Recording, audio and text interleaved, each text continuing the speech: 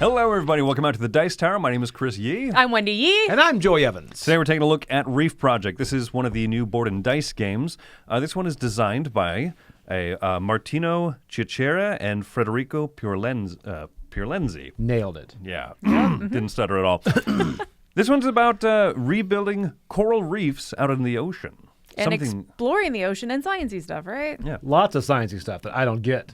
Oh, you've never done this? You never dropped some reef balls? Well, let's not talk about college. Let's show you how this game plays. Wendy will go ahead and do that.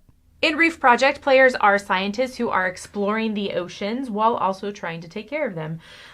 So they're building artificial reefs by dropping out these reef balls. They're cleaning up the oceans by surrounding these pieces of garbage. And they're trying to build up their crew and stuff over here on their boat so they can work more efficiently. So this is going to be a very brief overview, but there are two basic things that you can choose to do on your turn. You can choose to either move your ship, or you can choose to refresh. Refresh basically is the simplest, so I'm going to describe it first.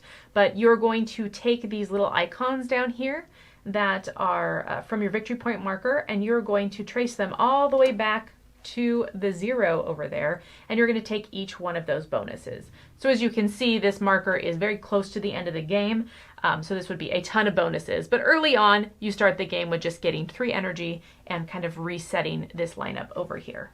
Now, if you don't want to recharge, you have to move, which means you can't stay on the same island, even if you really like the actions on it. So before you move, you can decide whether you want to take one of your available reef balls and to drop it off somewhere. It has to be in one of these adjacent lanes next to you. Now, what that does is you're going to pay the cost of whatever the showing icons are for energy. So this would cost me 3 energy to put it out. But then that is going to make travel simpler and easier for me. So you can travel across any place that has one of your reef balls on it for free. So I can move from this island to this island for free. I could continue movement on my turn if I wanted to and if I had the energy to. So if I wanted to come across here, I would pay just the visible energy. So someone has made this cheaper for me. So I would pay 2 more energy to move across here. 1, 2. And then I could also move all the way up here if I wanted to on my turn. So as you can see, you can move wherever you want to. You don't have to have reef balls there. You just have to be able to afford the energy for the movement. Now, after you've dropped the reef balls, you can go ahead and check to see if any of these trash spaces have been fully filled in. If they have, then you're going to determine who gets this piece of garbage. Why do we want garbage? Well, the garbage is pretty nice tokens that give you one-time benefits, or you can save them for endgame points if you don't spend them. This is a tie, and all ties are determined by the research track over here, whoever's farthest to the right. So that means pink would win this over here, and they can choose to spend that whenever they want. Then the player will take their actual action of whatever the island is that they go to. So for example, this island over here would move pink on the diver track. It would also let pink gain the benefit of the reef right above their diver, so that would be 2 energy. And then it would be to take one of these little icons over here that's available to them. And then they would get a movement on the research track, so they can move up here to the 11 space. Also, if a player has a card that happens to match that island, they can choose to play that card. Now this card over here says that I get to use the island action, which I did, but I also get 2 extra energy for having played it, because that is the island that matches the card. So let's talk a little bit more about cards. There are 3 different types of cards. There's this one I showed you where the island is colored, which means you take the island action, plus you get a little bit of a bonus. There's also ones that have an island. So this says this particular island over here. You could go to it, you could spend this card, but you would not get the island action, which is normally gaining 5 resources of your choice, mixed between the 2. But instead you would take the bottom action, and this would say to purchase a crew member and to move up on the research track. Finally, we have a 3rd card option, which is one of these boats, and these don't require you to be at any specific island, but instead you have to meet the objective on the left. So if I meet the left objective, then I would gain the reward at the bottom. All right, so I mentioned the crew, so let's go ahead and come over to this board and talk about these actions. So you have your player board, and on your player board you have the energy that you're holding on to and spending. You have the resources that you're gaining and losing, as well as these reef balls that you haven't yet haven't yet become available. So as these become available, that will actually increase the amount of storage that you have for resources. And then finally, you have your crew of your ship over here. You start with 3 crew members, and whenever you see this nice little exclamation point over here that says, hey, you can activate crew members. But you can also buy them, and buying them over here allows you to place them in your boat, and you don't have to match colors, but if you do match colors, it's worth some extra points at the end. But these crew members are going to be ways to build that engine so that when you get the opportunity to trigger more, hopefully you can trigger some stronger and better crew members. Above the crew members up here, we have this research track, which I mentioned before is for tiebreakers. This is also going to be worth the points underneath at the end of the game. And this shows what cards are available to you when you take a draw card action. So yellow only has access to the first 3 cards, whereas pink has access to all 5 when they choose to draw a card. Finally, the last couple actions are down here with the diver and the fish, which I did also explain already. The only thing I didn't mention is that the diving track is more of a relative victory point. So whoever is in first place is going to earn more points, the second place, and then the third place. So it's a placement reward for this particular track at the end of the game. So speaking of endgame, the way that endgame is triggered is once a player reaches this 45 mark over here, and the endgame scoring is all written over here. So what this is kind of in the middle of the game, you get a bonus card, and then the cards that you've played are going to be worth points. You get points from where you're at on the research track. You also get points for your relative position on this diver track over here. You get points for the resources you have. You also get points for the area majority around each one of these sharks. Each shark is worth 2 points if you are first place in majority and 1 point if you're second place in majority. So you may want to put out extra reef balls in these tracks instead of just 1 each so that you can gain those majorities. And then finally, if you did not spend your garbage, you can use that for points as well. So that is a brief overview of how Reef Project works. There's obviously a lot more into this game. But the actions have a lot going on. And so let's go back to the office and tell you what we think.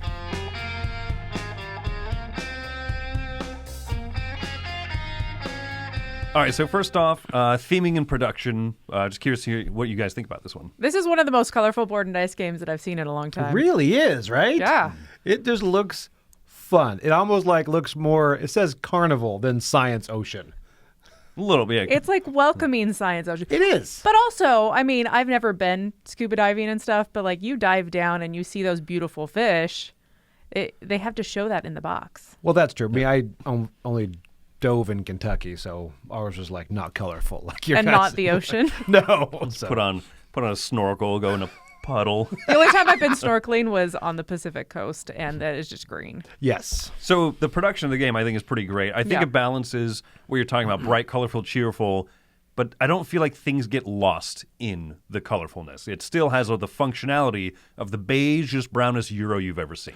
Well, it's not a dig, I think, as far as the color. I think it's good because the icons are so different and bright and colorful that you can tell what the icons are from across the table when you go to an island and stuff. Yeah, that's helpful for sure. And even on the tracks that you move, you can see the next icons going, so it kind of helps you know what tracks you want to kind of excel on. Yep. The theming of this one, I think, is really neat. I like the sciencey stuff behind it. We actually go to church with someone who's she's getting her Doctorate? she's getting an advanced degree in coral reconstruction. Like that's her specialization, which is what this game is about. I think that this is a game where the theme is not going to necessarily pop, except for the fact that we happen to know, like, oh, this game is thematic. Yeah, it is. The only bit of theme that confuses me is the traveling. I don't understand how putting a reef ball, like a single reef ball in the ocean, is going to make it easier for you to travel using less energy. Well, reef balls are ramps that allow you... I don't know. I was waiting for it. I was waiting. I was trying to figure out. So I was talking to some people about this. I was like, is it because the ocean's less mucky, so it's easier to get through? But then I don't understand why it's free for me and not free for you. And I even chuckle still to this day because I'm writing my notes for this, and I'm like, hey, Wendy, are they called buoys? She goes, no, reef balls. I'm like... and it's just a funny name that you just go to drop a reef ball as you go over there. Yeah. That being said, I love the travel when you have that. You are slowly moving out and branching out. But as you drop more of those, you are flying from island to island. Yeah, no Yeah, joke. you can End get of anywhere you game, want. you can get Yes. across the map. Which is great. It makes it so much of a smaller world towards the end. Yeah, it's a small world after all. And I love that. I've seen people go from this island to this island through this route Right. where they've laid out all the reef balls, and you're like, it's free. Like, I can't argue with that. Yeah, logic. Maybe the theme is stretched there a bit. The island actions, I think, are quite good. Yep. I agree. Like you said, iconography points to the right places, move up these tracks, activate this bonus. But then also that refresh action is very, and pun intended, it's very refreshing. It is, and it's rewarding. Yeah. Yeah. It's so interesting to me because I'm not sure how I feel about the refresh action. For one thing, it's very unique, so I do like that. But the quickest ways to get points in this game, I feel like, are from those the little square tiles that you place on your board, the little people that you get, right? Right. Your employees. And if you don't get those that give you victory points, you're engine building, you're doing all this cool stuff, but you're not getting points specifically. And so it's interesting to every time I've played this game, I feel like there's one or two people that have those employees and they just like go way ahead on the points track. Right. And because they can still do all the other stuff that gives you points. And so I'm just curious with more plays how that's going to lay out. Like if you just don't have the opportunity to get those, is that going to affect the game or not? There's a lot of different avenues to victory, you know? Like, I mean, Yeah. I was crushing it in-game, and I knew that the end of the game was coming, and I'm like, I am not. And I think Wendy then just flew past me on the end. And that's why I like games thought like you this. won. No, you will say I won. But there's video evidence. I'm pretty sure We Wendy remember won. differently. But no, I mean, it's because you feel good, and you're like, man, I'm focusing now on present points and not those in-game, which seems to be the problem with me on games like this. I still enjoy, but I'm so much on like that immediate resolution rather than the in-game, you know? And now one thing I will say too is as far as player-wise, I think this almost plays better at 4 than 3. Because 3 for me, every time, it's like 2 people are usually in the same side of the map. Yeah. And that one person can be kind of down there getting his resources and circling that down there. So I think 4, it plays, I mean, at least as well, I think. It plays as well at 4 than it does 3.